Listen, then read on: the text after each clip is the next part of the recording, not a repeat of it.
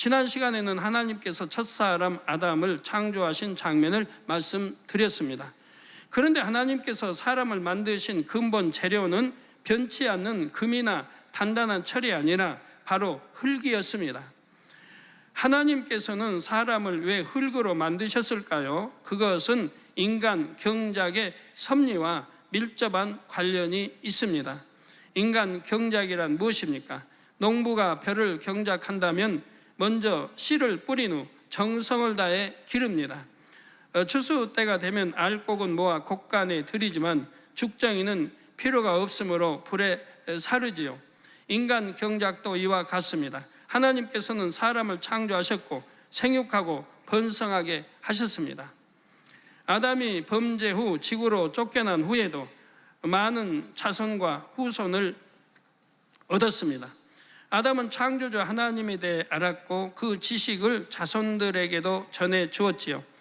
하나님께서는 모든 사람이 구원에 이르게 하시려고 독생자 예수님을 보내주셨고 성령도 보내주셨습니다. 농부가 정성을 다해 곡식을 재배하듯이 하나님께서도 크신 사랑을 모든 사람에게 나타내 주셨지요. 또한 누구든지 마음 깊은 곳에서 하나님을 찾을 수 있도록 생명의 씨를 심어 주셨습니다. 그런데 하나님을 찾고 믿는 사람이 있는가 하면 하나님을 멀리하고 죄악 가운데 사는 사람도 있지요. 이 두 가지 삶 중 어느 것을 택하는가는 순전히 사람들의 자유의지에 달렸습니다. 하나님을 찾고 만난 사람들은 생명의 씨가 깨어나게 되고 성령의 도우심 가운데 영이 성장합니다. 자, 반면 하나님을 찾지도 믿지도 않는 사람들은 생명의 씨가 있으되 깨어나지를 못하지요.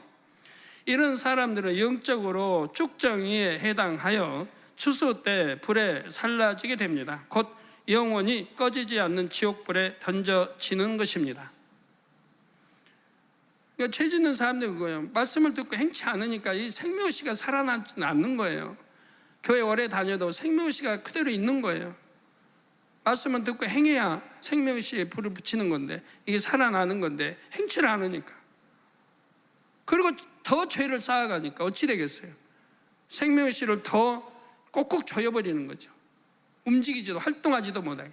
그러니까 양심에 화인까지 맞아가는 거예요. 그렇게 큰 죄를 짓고도 부끄러워할 줄은 몰라요. 양심에 화인까지 맞아가는 거예요. 그래서 이런 사람들 영적으로 쭉정에 해당하여 추수 때 불에 살라지게 됩니다. 곧 영원히 꺼지지 않는 지옥불에 던져지는 것입니다. 그러나 성령을 받아 생명의 씨가 깨어난 영혼들은 다릅니다. 영이 성장한 만큼 그에 맞는 천국 처소에 들어가게 되지요. 이때 영이 성장하는 데 있어서 중요한 요소가 있습니다. 곡식의 씨앗도 좋은 땅에 심어야 잘 자라고 열매를 많이 맺듯이 생명의 씨가 심겨진 마음밭도 좋아야 합니다. 그래서 생명의 씨 들어보면 그 내용들이 다 나오죠. 마음밭이 좋아야 이런 게 없어야 잘 자란다고 다 나오지 않습니까? 하나님께서는 이후에 아담이 범죄하자 이 땅으로 내보내시면서 그의 근본된 토지를 갈게 하셨다고 창세기 3장 23절에 말씀했습니다. 여기서 그의 근본된 토지를 간다는 것에는 근본 흙으로 지음받은 사람의 마음을 개간한다는 영적인 의미가 담겨 있지요. 마음밭을 개간한다는 것은 마음에서 비진리를 버리고 악성, 죄성을 뽑아내 버리는 것입니다. 이렇게 마음밭을 개간하여 좋은 밭이 될수록 영이 잘 성장하여 좋은 열매를 맺게 되지요. 그런데 흙은 무엇을 첨가하느냐에 따라서 그 성질이 달라지는 것을 봅니다.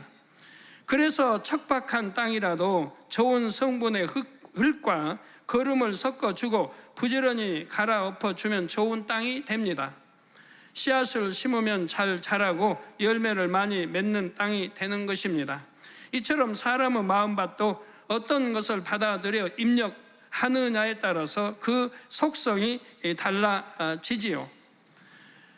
선한 것을 계속 입력하면 선한 마음이 되지만 악한 것을 계속 입력하면 악한 마음이 됩니다. 사망이 이런 죄, 사망이 이런 죄인 줄도 알면서 늘 단에 설명하니까 알면서도 오히려 죄를 있는 죄를 벗어 주님을 영접했다면 새로운 피조물이 되라 그랬어요.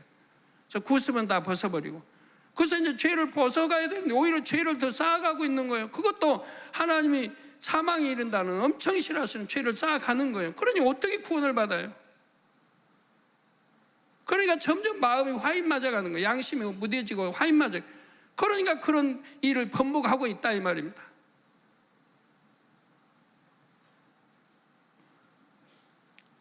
악한 것을 계속 입력하니까 악한 마음이 돼가는 거죠. 그래서 화인 맞는 양심이 없는 그런 마음이 돼간다 이 말입니다.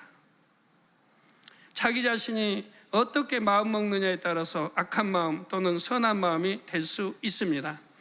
태어날 때는 선이 많은 마음이었다 해도 자라면서 계속 악을 입력해 나가면 악한 마음밭이 될 수가 있지요. 반대로 태어날 때는 악이 많은 마음이었다 해도 자라면서 선한 것을 보고 듣고 입력시키면 선한 마음밭이 될 수가 있습니다. 이처럼 사람 마음의 근본 속성은 흙의 속성과 닮았지요. 이렇게 속성이 비슷한 이유는 바로 하나님께서 사람을 흙으로 만드셨기 때문입니다. 하나님께서는 흙으로 사람을 만들어야 인간 경작이 공의 가운데 이루어질 수 있음을 아셨지요. 만일 하나님께서 금으로 사람을 만드셨다면 사람의 마음이 처음 만드신 그 마음에서 변질되지 않았을 것입니다. 사람이 스스로 하나님을 사랑해서 그런 것이 아니라 원래 그렇게 만들어져서 그렇다면 이는 공의에 맞지 않습니다. 원수 마귀 사단이 하나님께 송사할 수 있지요.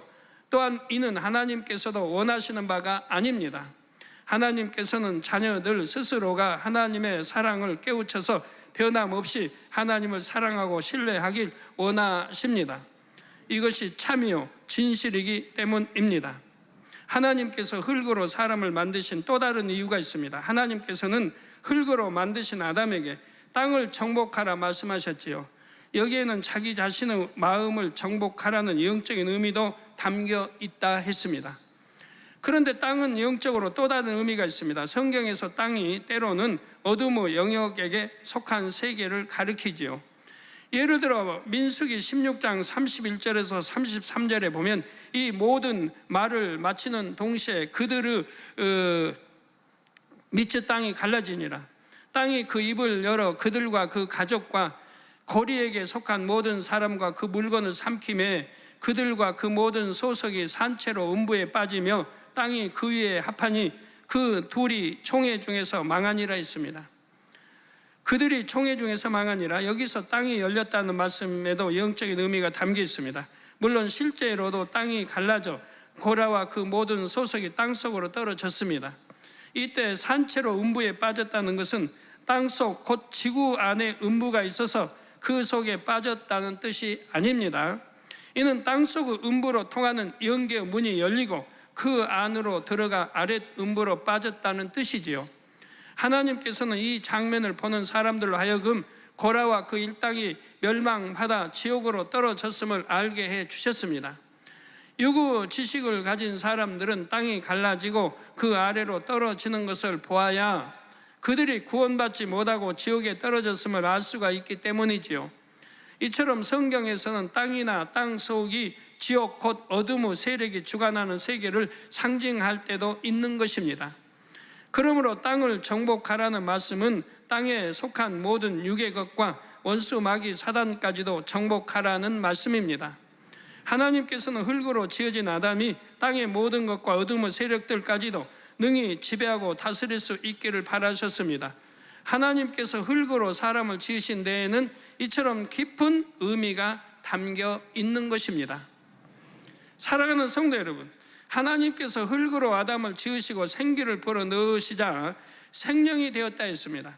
그냥 영이 아닌 생명이란 과연 어떤 존재일까요? 첫째, 하늘에 있는 사람이 영안이 열려서 천사를 볼 수는 있다 해도 천사를 손으로 만질 수는 없습니다. 천사는 살과 뼈로 된 육이 없고 영으로만 구성됐기 때문입니다. 그러나 생명인 아담에게는 이 땅의 흙으로 만들어진 살과 뼈가 있었지요. 아담 몸의 근본 재료는 육에 속한 것이었습니다. 그런데 온 몸에 충만한 생기의 작용으로 인해 육의 속성은 전혀 나타나지 않았지요. 변질되지도 않고 노화되지도 않으며 가장 최고의 상태를 유지했던 것입니다. 생명의 몸은 지금 우리가 입고 있는 몸과는 속성이 다른 영에 속한 몸이지요. 그러면 아담이 흙으로 처음 지어졌을 때 그의 몸에는 배설기관이 있었을까요? 없었을까요? 에덴 동산에 사는 생명인 사람들은 음식물을 섭취해도 배설될 것이 없었습니다. 음식물은 몸속에서 100% 분해되고 흡수되어 에너지원이 되었기 때문이지요. 또한 에덴 동산의 식물에는 독성이 전혀 없습니다. 그래서 사람이 섭취하여 소화시키는 과정에서 가스가 발생하거나 유해 물질이 생성되지를 않지요. 에덴 동산 사람들은 배설할 것이 없으므로 화장실에 갈 필요도 없었습니다. 그래서 에덴 동산은 화장실이 없습니다. 물론 천국은 더더구나 없지만, 그러나 하나님께서는 아담을 창조하실 때 배설기관을 만들어 주셨다는 사실입니다. 아담이 범죄 후 이 땅으로 쫓겨날 때 갑자기 몸에 배설기관이 생긴 것이 아니지요. 아버지 하나님께서는 아담이 이 땅에서 경작을 받게 될 것을 아시고 처음부터 그렇게 만들어 주셨습니다. 이러한 생명의 몸은 영에 속한 몸이기에 부활체와 비슷하지만 차이점이 있습니다. 부활체란 쉽게 말해서 부활하신 주님께서 입으셨던 몸입니다. 주님께서 공중 강림하실 때 주님을 믿는 모든 영혼들도 이 부활체 곧 신령한 몸으로 호련히 변화되지요. 부활하신 주님께서는 부활체가 어떠한지를 우리에게 알려주셨습니다. 누가복음 24장 39절에 보면 주님께서는 내 손과 발을 보고 나인 줄 알라. 또 나를 만져보라. 영은 살과 뼈가 없으되 너희 보는 바와 같이 나는 있느니라 하셨죠. 즉 부활체는 뼈와 살도 있다 이 말입니다. 부활체를 입으신 주님의 몸은 제자들이 손으로 만질 수 있는 것이었습니다. 그리고 육의 음식물도 잡수셨지요. 제자들과 떡을 떼어 나누시기도 했고 구운 생선을 드시기도 하셨습니다. 이게 부활체, 부활 후에 이제 알기에 성경이 이렇게 기록을 해 놓은 거예요. 부활한 다음에도 먹을 수 있고 호흡할 수 있고 숨 쉬는 장면도 나오고 이걸 이제 깨닫게 하기 위해서 기록을 하게 하신 거예요. 구운 생선 드시기도 하시고.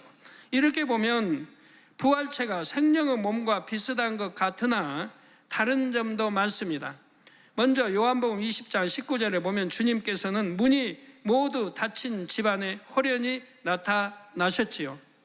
부활체의 차원은 벽이나 문과 같은 육의 차원을 초월함을 알 수가 있습니다. 또한 누가복음 24장 31절에는 두 제자와 엠마오라는 곳에서 함께 대화하시다가 순간 사라지신 기록이 나옵니다. 자, 그리고 부활체를 입으신 주님의 모습을 제자들이 처음에는 알아보지 못했습니다. 만일 주님의 얼굴이 예전과 똑같았다 하면 3년이나 함께했던 제자들이 알아보지 못할 리가 없지요. 부활체를 입으신 주님의 모습이 예전의 육의 모습과는 많이 달라졌다는 것을 알 수가 있습니다.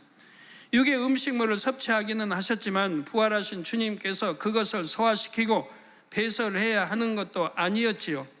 부활체를 입으신 음식물을 먹어도 숨을 내쉼과 동시에 분해되어 사라집니다. 부활체를 입으신 주님께서는 그 상태로 영의 세계로도 가실 수 있었습니다. 요한복음 20장 17절에 보면 부활하신 주님께서 막달라 마리아를 처음 대면하셨을 때 아버지께로 올라간다는 말씀을 하셨지요. 새벽 미명에 부활하신 주님께서는 이처럼 하늘에 계신 아버지께로 가셨다가 그날 저녁 다시 제자들에게 나타나셨습니다. 내가 아직 아버지를 뵙지 못했다. 그러니 나를 만지지 말라고 하셨죠. 그리고 이제 저녁 때 제자들 나타나서 나를 만져보라고 하십니다. 즉 그동안에 아버지 앞에 신고식, 이 세상 말로 신고식을 하고 오신 거예요. 그게 또 순서 아닙니까? 부활하셨으니까 아버지 앞에 이렇게 사망에서 깨뜨리고 부활했습니다 라고 인사드리고 오신 거라 이 말입니다. 그 성경을 한 줄에 이렇게 기록을 해 놓으셨던 것이죠. 이처럼 부활체의 몸으로는 첫째 하늘에서 셋째 하늘로, 셋째 하늘에서 첫째 하늘로 오갈 수 있지요. 물론 여기는 첫째 하늘, 셋째 하늘에 넷째 하늘로 갔겠고요. 다시 말해 육의 세계와 영의 세계를 자유롭게 오고 갈 수 있다는 사실입니다. 이와 달리 아담이 입은 생명은 영에 속한 몸이기는 하지만 부활체와는 차원이 다릅니다. 생명의 몸으로는 하늘을 날 수 없음은 물론 육의 세계와 영의 세계를 오고 갈 수도 없습니다. 에덴 동산이 속한 둘째 하늘은 영의 세계요, 이 땅은 육의 세계이지요. 생명인 몸만으로는 이 두 세계를 자유롭게 오갈 수가 없습니다. 그러나 부활체를 입으신 주님께서는 서로 다른 시간의 흐름이나 어떤 공간의 제약도 전혀 받지 않으셨지요. 이것이 바로 신령한 부활체와 생명의 몸의 차이점인 것입니다. 예전에 하늘들을 설명할 때 둘째 하늘과 첫째 하늘은 시간의 흐름의 차이가 있다 했습니다. 또한 육의 세계인 첫째 하늘과 영의 세계와의 완충지대 역할을 하는 특별한 공간이 있다 했지요. 이 특별한 공간은 시간의 흐름이 정지됐고 아무런 움직임도 없습니다. 천사와 같은 영적인 존재들은 이 공간을 통해 영의 세계와 육의 세계를 순간에 오갈 수 있는 것입니다. 그러나 생명의 몸으로는 시간의 흐름이 정지된 이 공간을 직접 통과할 수가 없습니다. 그런데 하나님께서 아담에게 땅을 정복하고 다스리라 하신 데에는 에덴 동산과 함께 지구도 포함된다 했지요. 지구에 있는 모든 것도 다스릴 수 있는 권세를 하나님께서 아담에게 주신 것입니다. 따라서 아담이 지구에 있는 모든 것을 다스리기 위해서는 지구를 자유롭게 오갈 수 있어야 합니다. 왜? 부활체가 아니니까 그래요. 생명이라. 생명인 아담은 맨몸으로는 에덴 동산과 지구를 오갈 수가 없었지만 비행기와 같은 교통수단을 이용해서는 얼마든지 자유롭게 오갈 수가 있었습니다. 여러분도 비행기를 타면 세계 어느 나라에도 갈 수 있지 않습니까? 비행기가 날고 있는 공간은 사람이 살 수 없는 환경이지요. 그 높이는 사람이 살 수 없는 환경이죠. 거기는 공기도 희박해서 호흡도 못해요. 공기가 희박하니까. 산 4,000m, 7, 8,000 에베레스트 산 8,000m에 올라가면 호흡도 할 수가 없고 죽지요. 산소호흡기 메고 가잖아요. 예? 근데 그보다 더 높이 비행기도 날아가는데.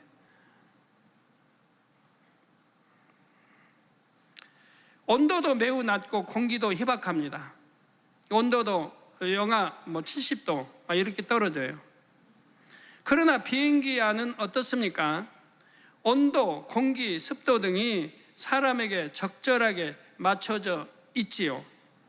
그래서 비행기를 타면 짧은 시간 안에 세계 어느 곳이든 갈 수가 있습니다.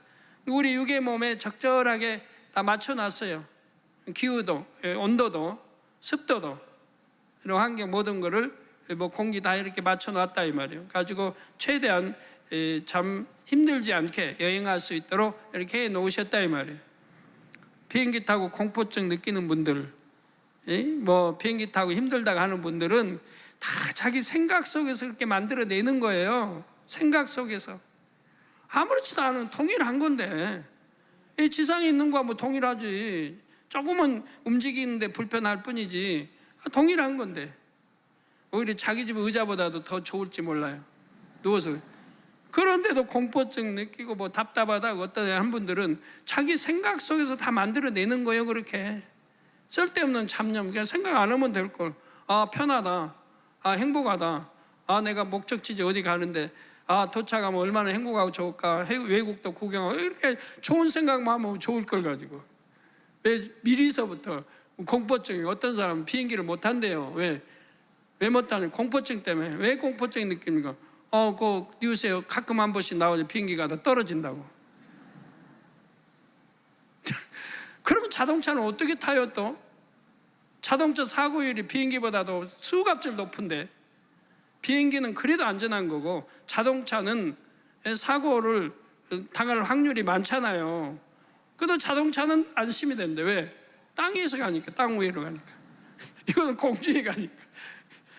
다 생각이 이렇게 만들어내는 거예요. 생각이 쓸데없는 생각. 이처럼 에덴 동산에 사는 아담이 이 땅을 자유롭게 오갈 수 있는 교통수단이 있었습니다. 에덴 동산에서는 이 교통수단이 옛날 사람들이 탔던 마차만큼이나 일상적으로 이용되는 것이지요. 오늘날의 자가용처럼 말입니다.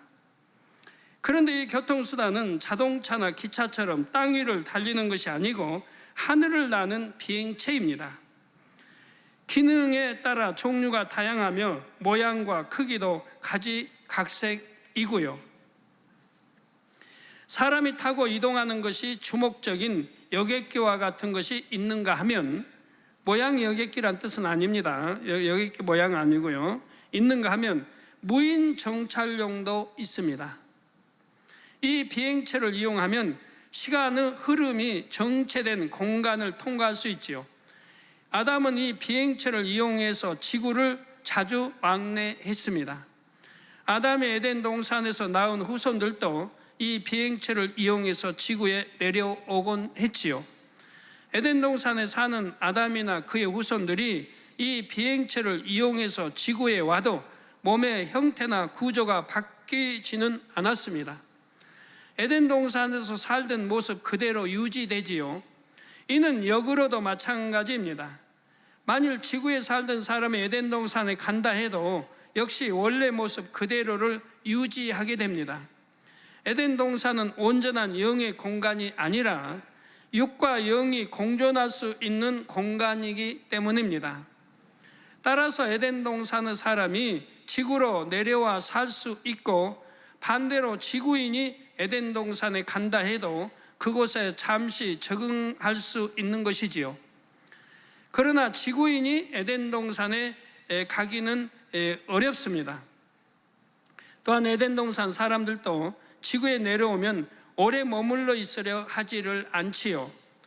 에덴 동산의 환경은 전혀 오염되지 않아서 매우 맑고 깨끗하며 아름답습니다. 반면 지구는 처음 창조됐을 때와 비교하면 많은 것이 변질됐고 오염이 됐습니다. 따라서 에덴 동산 사람이 지구에 내려온다 해도 오염된 지구 환경 속에서 오래 견디기는 힘든 것입니다. 잠시 다녀갈 수는 있어도 오래 머물고 싶지는 않지요. 그런데 아담이 범죄하기 전에는 지구의 환경이 에덴 동산의 환경과 크게 다르지 않았습니다. 그래서 아담은 에덴 동산에 살면서 이 지구를 자주 왕래했던 것입니다. 또 하나님이 정복하고 다스리고 지배하고 다 또 명령을, 이런 권한을 부여해 주시지 않았습니까? 아담이나 아담의 후손들이 이용했던 이 비행체가 바로 세상에서 말하는 UFO입니다. UFO란 미확인 비행 물체의 약자입니다. 훈련을 쌓은 지상 또는 항공 요원이 보고 그 존재를 인정했으나 전파, 탐지 등의 방법에 의해서도 그 정체를 확인할 수 없는 비행체를 일컫지요. UFO는 그 존재를 부인할 수 없을 만큼 전 세계적으로 많이 목격되고 있습니다. 그 부인하는 사람들이 이상해요. 전 세계적으로 얼마나 많이 목격되고 또 정부 차원에서 발표한 것도 여러 나라가 있는데, 2007년 3월 22일 세계 언론은 프랑스 정부가 인터넷에 모두 10만 쪽에 달하는 UFO 파일을 공개했다는 내용을 보도하기도 했지요.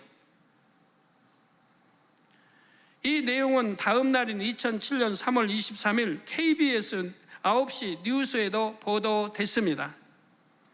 영국 국방부 산하에도 1950년에 개설된 UFO 조사 비밀 조직이 있었지요.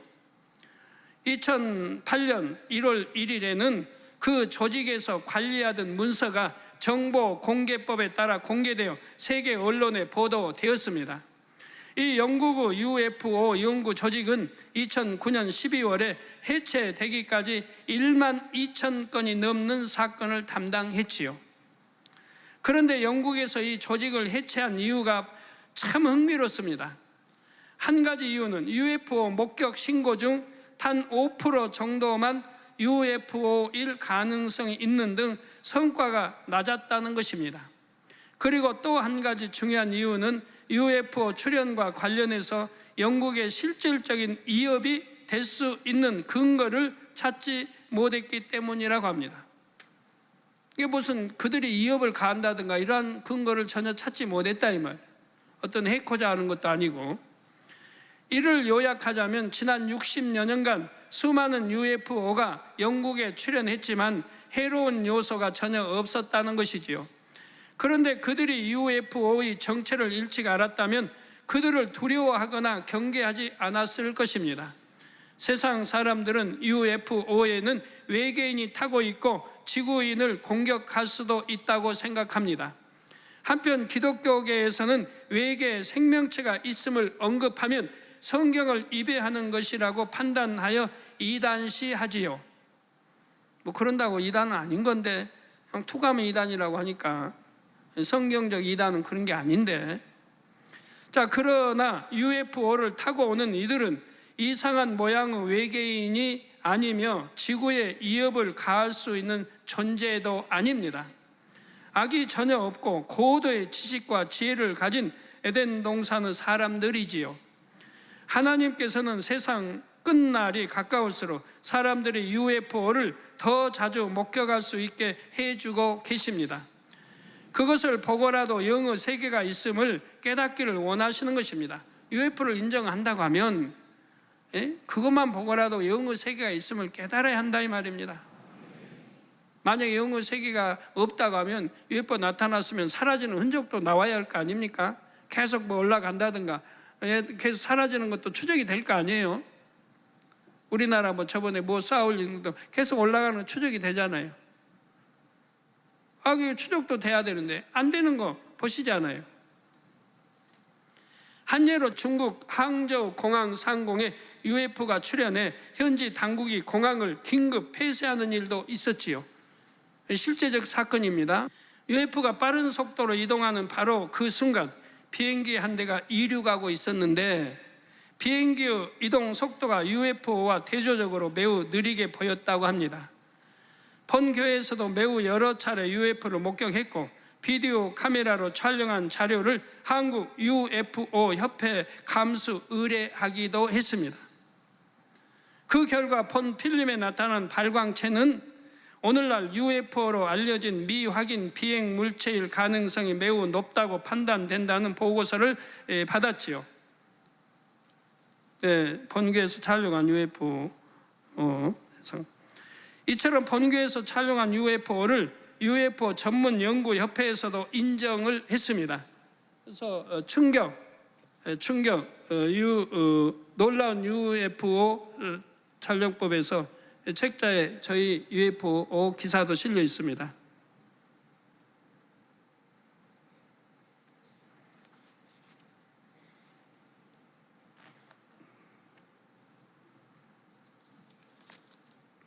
이 기사 쪽에서 실려 있는데요.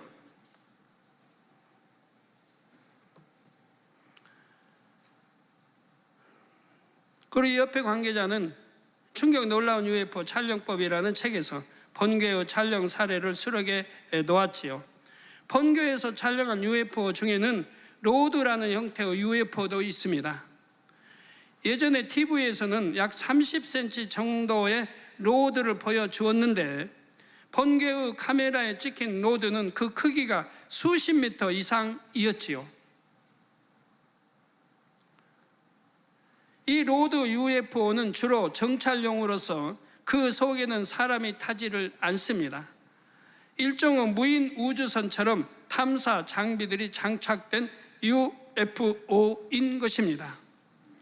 결론을 말씀드립니다. 사랑하는 성도 여러분, 이 시간에는 먼저 하나님께서 사람을 흙으로 만드신 이유를 말씀드렸습니다.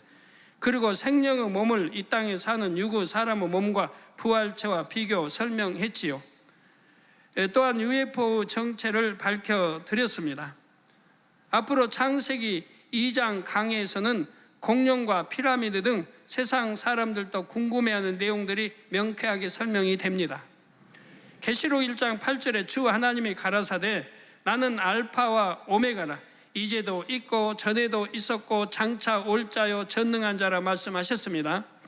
이 말씀처럼 우리 아버지 하나님은 모든 인류 문명의 주관자이시고 언제나 살아계시며 전능하신 분입니다. 바로 이런 하나님을 믿는 사람은 능치 못할 일이 없습니다. 여러분도 삶의 모든 분야에서 믿음으로 하나님의 영광을 나타내는 모든 성도님들이 되시기를 주님의 이름으로 축원합니다.